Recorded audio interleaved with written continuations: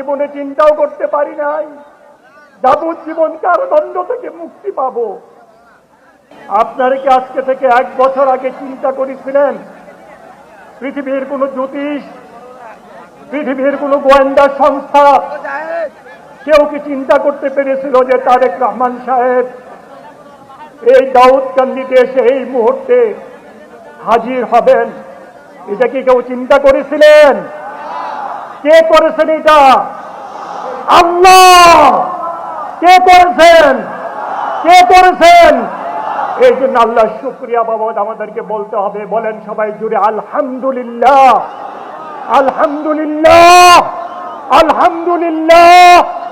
আল্লাহ যা চান তাই হয়, আল্লাহ যা ইচ্ছা করেন তাই হয়, আল্লাহর ইচ্ছার বাইরে কিছু হয় না।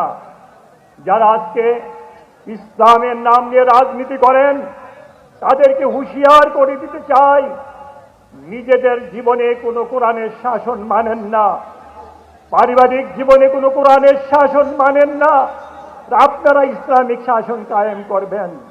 এই ভণ্ডামি বন্ধ করে দেন।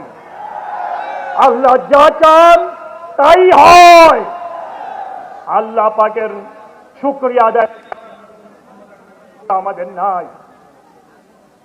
আল্লাহ আমি চিন্তাও করতে পারি নাই বাংলাদেশে আসতে পারবো।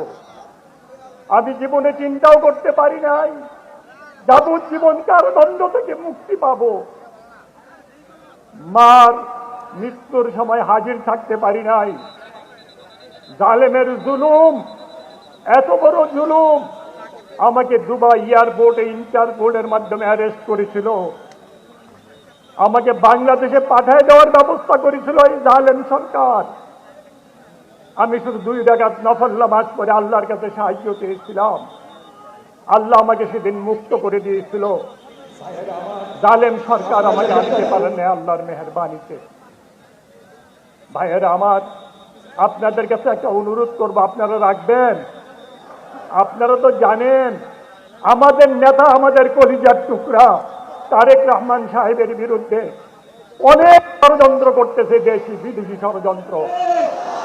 এই ষড়যন্ত্র থেকে বাঁচাতে পারে কে? বাঁচাতে পারে কে?